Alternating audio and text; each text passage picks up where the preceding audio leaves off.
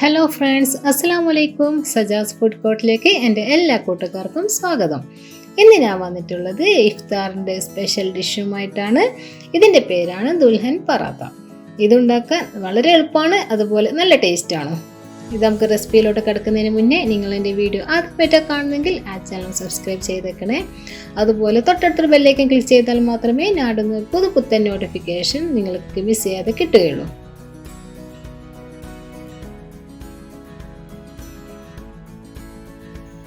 നമുക്ക് ഇതിലേക്ക് ഒരു 1.25 കപ്പ് മൈദയാണ് എടുത്തിട്ടുള്ളത്. 2 ടീസ്പൂണ് പഞ്ചസാര ചേർത്ത് കൊടുക്കണം. ഇതിലേക്ക് ആവശ്യമായ ഉപ്പ് ചേർത്ത് കൊടുക്കാം. 2 ടേബിൾ സ്പൂൺ ഗീ ആണ് ചേർത്ത് കൊടുക്കേണ്ടത്. ഗീ തന്നെ ചേർത്ത് കൊടുക്കണം, ഓയിലൊന്നും ചേർക്കാൻ പാടില്ല. ഇനി ഇതിലേക്ക് വേണ്ടത് ഒരു മുട്ടയാണ്. എല്ലാം കൂടി നന്നായിട്ടങ്ങ് മിക്സ് ചെയ്ത് കൊടുക്കാം. ഇതിൻ്റെ ഒരു നനവെന്നെ നന്നായിട്ടുണ്ടാവും. പിന്നെ ഒന്ന് കുഴഞ്ഞ് കിട്ടാൻ വേണ്ടിയിട്ട് കുറച്ച് പാൽ ചേർത്ത് കൊടുക്കാം. റൂം ടെമ്പറേച്ചറിലുള്ള പാലായിരിക്കണം ചേർത്ത് കൊടുക്കേണ്ടത്. എല്ലാം കൂടി ചേർത്ത് നന്നായിട്ടൊന്ന് കുഴച്ച് വെക്കാം. നമുക്കിതൊരു അരമണിക്കൂർ റെസ്റ്റ് ചെയ്യാൻ വേണ്ടി വെക്കാം. ഇനി ഇതിലേക്ക് വേണ്ട മസാല തയ്യാറാക്കാം. 2 ടീസ്പൂണ് വെളിച്ചെണ്ണയാണ് ഇവിടെ ചേർത്ത് കൊടുത്തിട്ടുള്ളത്. നിങ്ങൾക്ക് ഓയിൽ വേണമെങ്കിൽ ചേർത്ത് കൊടുക്കാം, കുഴപ്പമൊന്നുമില്ല.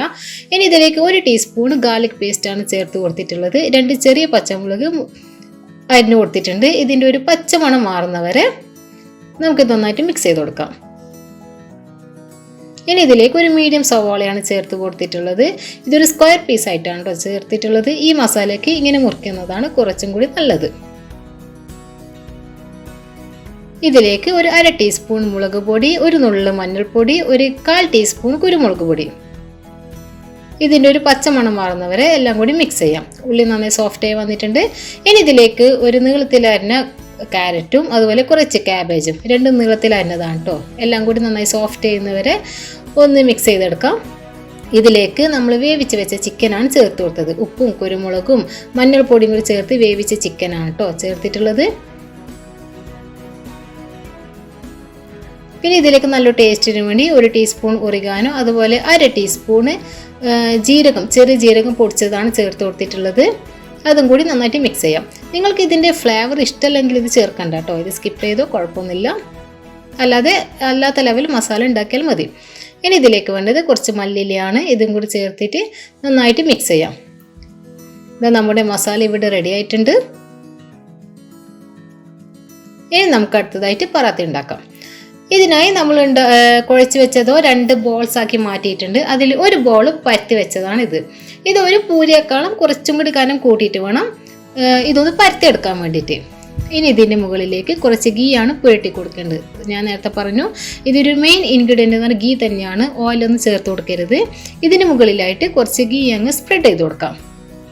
ഗീ ഒരുപാട് ഉറച്ചിട്ടുണ്ടെങ്കിൽ ഒന്ന് ജസ്റ്റ് അതൊന്ന് മെൽറ്റ് ചെയ്തെടുക്കണം കേട്ടോ. അത് എന്നിട്ട് വേണം ഇതിൻ്റെ മുകളിൽ പുരട്ടി കൊടുക്കാൻ വേണ്ടിയിട്ട്. നന്നായിട്ട് സ്പ്രെഡ് ചെയ്യുക. അതിൻ്റെ മുകളിലായിട്ട് കുറച്ച് മൈദ സ്പ്രിങ്കിൾ ചെയ്ത് കൊടുക്കാം. എന്നിട്ട് ഒരു വിശറി പോലെ മുന്നോട്ടും പിന്നോട്ടായിട്ടൊന്ന് മടക്കിയെടുക്കാം. ഇത് നിങ്ങൾ കാണുന്നത് കുറച്ച് കനത്തിലാണ് പരത്തിയെടുത്തിട്ടുള്ളത്.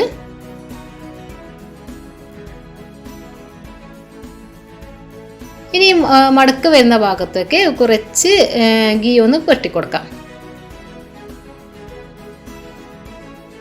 എന്നിട്ട് നമുക്കിതൊന്ന് മടക്കിയെടുക്കാം. നമ്മൾ സാധാരണ പൊറോട്ടയ്ക്ക് ആക്കുന്നില്ല, അതുപോലെ തന്നെ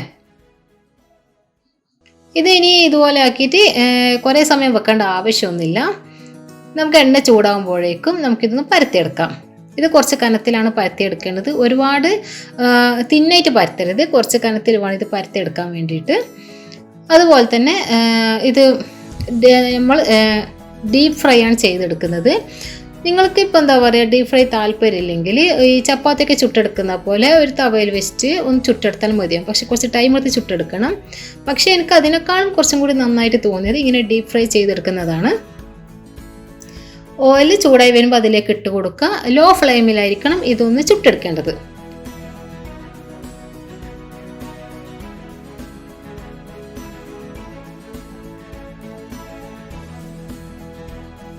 ഇതിൽ ഏറ്റവും ഇമ്പോർട്ടൻ്റ് കാര്യം എന്താണെന്ന് വെച്ചാൽ നമ്മൾ ഈ ഏറ്റവും അവസാനമായിരിക്കണം ഈ പറാത്ത ചുട്ടെടുക്കേണ്ടത്.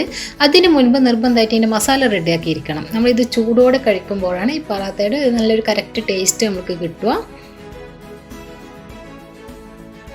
ഇത് നമ്മുടെ പറാത്ത ഇവിടെ റെഡി ആയിട്ടുണ്ട്. നമുക്കിത് എണ്ണയിൽ നിന്ന് കോരി മാറ്റാം. ഇനി അടുത്ത സ്റ്റെപ്പ് എന്ന് വെച്ചാൽ നിങ്ങൾക്ക് ഇത് വേണമെങ്കിൽ ചെയ്യാം. ഇതിന് ഒരു മുകൾ ഭാഗം കുറച്ചും കൂടി സോഫ്റ്റായി കിട്ടാൻ വേണ്ടി ഇങ്ങനെ ചെയ്യുന്നത്, ഒരു മുട്ട ജസ്റ്റ് ഒന്ന് ബീറ്റ് ചെയ്ത് ഒഴിച്ചു കൊടുത്താണ്. ഇതിൽ ഉപ്പൊന്നും ചേർത്ത് കൊടുത്തിട്ടില്ല. ഇനി ഇതിന് മുകളിലേക്ക് നമ്മൾ ഫ്രൈ ചെയ്ത് വെച്ചിട്ടുള്ള പറാത്ത ഇട്ട് കൊടുക്കാം. ജസ്റ്റ് ഒന്ന് പ്രസ് ചെയ്ത് കൊടുക്കാം. ഒരുപാട് പ്രസ് ചെയ്യരുത്, ചുട്ട പാടാങ്കിൽ പൊടിഞ്ഞു പോകും. അപ്പോൾ അതുകൊണ്ടും ജസ്റ്റ് ഒന്ന് പ്രസ് ചെയ്ത് കൊടുക്കുക. ആ മുട്ടയും പറാത്തയും തമ്മിൽ ഒട്ടിപ്പിടിക്കാൻ വേണ്ടിയിട്ടാണ്. 1 മിനിറ്റ് വെച്ചാൽ മതി. എന്നിട്ട് തിരിച്ചിട്ട് കൊടുക്കാം. ഈ സമയം തന്നെ നമ്മൾ തയ്യാറാക്കി വെച്ച മസാലയും ഒരു പുഴുങ്ങിയ മുട്ടയൊക്കെ അടുത്ത് വെക്കണം. ഇതിന് മുകളിൽ നമ്മൾ തയ്യാറാക്കി വെച്ചിട്ടുള്ള മസാല ചേർത്ത് കൊടുക്കാം. പിന്നെ ഒരു പുഴുങ്ങിയ മുട്ട മുറിച്ചതും ചേർത്ത് കൊടുക്കാം.